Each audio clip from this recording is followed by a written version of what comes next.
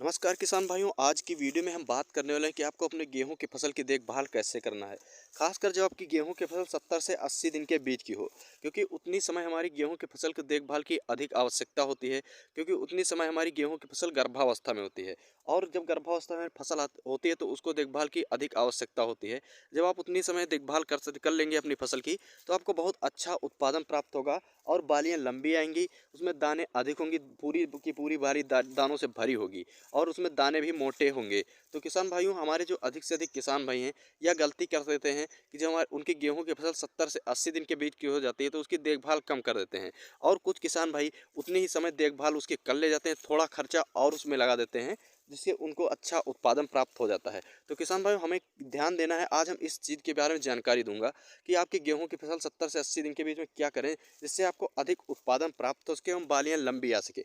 तो किसान भाइयों, आज मैं इन सभी चीज़ों के बारे में आप लोगों को जानकारी दूंगा। तो किसान भाइयों, जो भी किसान भाई हमारे चैनल पर नए हैं, चैनल को लाइक कर लें, सब्सक्राइब कर लें एवं चैनल को अधिक से अधिक शेयर करें, जिससे हमारे सभी भाई किसान भाइयों को जानकारी मिल सके। और हमारी वीडियो में आपको अंत तक बने रहना है, जिससे आप पूरी की पूरी जानकारी पा सकें। किसी भी प्रकार की जानकारी से आप वंचित न रहें। तो किसान भाई, हमारा जो पहली समस्या है, हमें इस बात का ध्यान देना है। किसान भाई, हमें इस बात का ध्यान देना है कि हमारी जो गेहूं की फसल 70 से 80 दिन के बीच की होती है, तो उतनी समय जब हमारी गेहूं की फसल में बालियां बन रही होती हैं, तो इस बात का हमें ध्यान रखना है कि उसमें पानी की कमी ना होने पाए। जब पानी की कमी हो जाएगी तो उसमें बालियां अच्छी तरीके से नहीं बैठ पाएगी और उसमें बाली दाने भी अच्छी तरीके से नहीं बैठेंगे। तो किसान भाइयों, हमें इस बात का ध्यान रखना है, क्योंकि इतनी समय पाला भी अधिक गिर रहा होता है। और अगर पाला अधिक गिरेगा तो पेड़ पर कहीं ना कहीं असर करेगा और उसमें बालियां भी अच्छी तरीके से नहीं बनेगी। और जब किसान भाइयों, जब सिंचाई हमारी होती रहेगी, तो पौधा जड़ के माध्यम से वाटर मिनरल्स की तरह जड़ बाली तक पानी की पहुंचता रहेगा, जिससे बाली का विकास अच्छा होगा और उसमें दाने भी सटीक एवं सुडौल एवं मोटे भी बैठेंगे। तो किसान भाई, हमें पहले इस बात का ध्यान रखना है कि उसमें पानी की कमी ना होने पाए, नमी कम ना हो, तथा उसमें नमी बराबर बनी रहेगी जब, तो उसमें अच्छा बालियों का विकास होगा, बालियाँ लंबी होंगी, बालियों में दाने मोटे होंगे। तो किसान भाइयों, इस बात का हमें ध्यान रखना है। अब किसान भाइयों, हमें दूसरी ऐसी कौन सी चीज़ के बारे में ध्यान रखना है।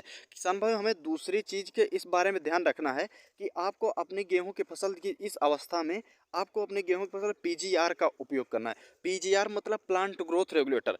किसान भाइयों, प्लांट ग्रोथ रेगुलेटर का जब आप इस अवस्था में उपयोग कर देंगे, तो आपके गेहूं की फसल पर अच्छा खासा प्रभाव देखने को मिलेगा, तथा आपके उत्पादन में अच्छी खासी वृद्धि होगी। किसान भाइयों, इसका उपयोग आपको कैसे करना है। इसका उपयोग आप स्प्रे के रूप में कर सकते हैं। किसान भाइयों, स्प्रे के रूप में आप इसका उपयोग करें और इसके उपयोग से आपको अच्छी उत्पादन में वृद्धि देखने को मिलेगी। क्योंकि किसान भाइयों, जब इस स्प्रे हम करेंगे प्लांट ग्रोथ रेगुलेटर, तो इससे हमारी जो डंड गेहूं की स्टिक होती है, किसान भाइयों, स्टिक जो है उसकी लंबाई भी बढ़ेगी। जब स्टिक की लंबाई बढ़ेगी, तो उसमें जो गेहूं की बाली की क्षमता होगी, वो भी उसका भी विकास होगा और गेहूं की बाली भी लंबी होगी। तो किसान भाइयों, प्लांट को रेगुलेटर के रूप में आप सागरिका का उपयोग कर सकते हैं। सागरिका नहीं मिल रही है आपके क्षेत्र में, तो आप चमत्कार का उपयोग कर सकते हैं। किसान भाइयों, दोनों में से आपको किसी एक प्लांट ग्रो रेगुलेटर का उपयोग कर लेना है। आपने फसल पर इसको स्प्रे करें, लेकिन किसान भाइयों, इस बात का ध्यान रखना है कि स्प्रे तब करें जब आपकी गेहूं की फसल पर नमी पर्याप्त हो। नमी नहीं होगी तो यह काम नहीं करेगी, इसका फायदा आपको नहीं मिल पाएगा। आपको इस बात का ध्यान रखना है, जब आपकी गेहूं की फसल नमी हो तो तब इसका स्प्रे आप कर सकते हैं। और किसान भाई, इसके स्प्रे के बाद आपकी गेहूं की बाली लंबी होगी, तो उसमें दाने मोटे एवं सुडौल भी बैठेंगे। और किसान भाइयों, इस चीज़ का स्प्रे करें आप, और इसके स्प्रे से आपको अच्छा खासा उत्पादन में वृद्धि देखने को मिलेगी। और किसान भाइयों, हमें इस अवस्था में एक बात का और ध्यान रखना है।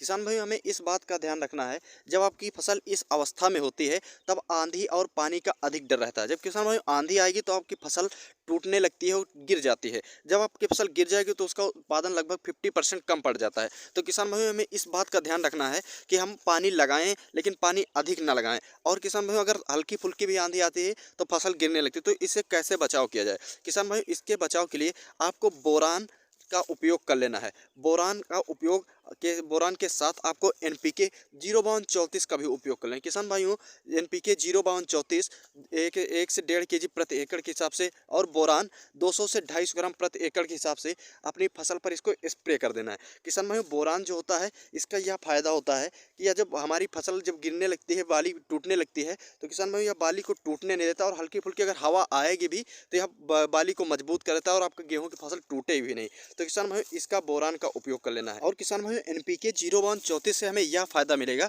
जब आप NPK 0-34 का स्प्रे अपनी फसल पर कर देंगे तो किसान भाई इसके स्प्रे से हमारी गेहूं की फसल में पोटेशियम एवं फास्फोरस की कमी नहीं रहेगी। जब पोटेशियम फास्फोरस कमी नहीं रहेगी तो हमारा पेड़ अच्छी तरीके से विकसित होगा। जब पेड़ अच्छी है तो उसमें बाली भी लंबी आएगी एवं दाने भी मोटे एवं सुडौल बैठेंगे। तो किसान भाइयों, इन बातों का आपको ध्यान रखना है। अगर मैंने जो चीज़ें बताई, अगर आप इसका स्प्रे गर्भावस्था के दौरान आप करते हैं तो आपको बहुत ही अच्छा परिणाम मिलेगा, उत्पादन में अच्छी खासी वृद्धि देखने को मिलेगी। तो किसान भाई, आशा करता हूँ कि आप लोगों को वीडियो अच्छी लगी होगी। अगर वीडियो अच्छी हो प्लीज़ लाइक एंड सब्सक्राइब करें तथा चैनल को अधिक से अधिक शेयर करें। जो भी किसान भाई चैनल पर नए हैं चैनल को सब्सक्राइब कर लें, जिससे उन्हें नई नई जानकारियाँ मिलती रहें।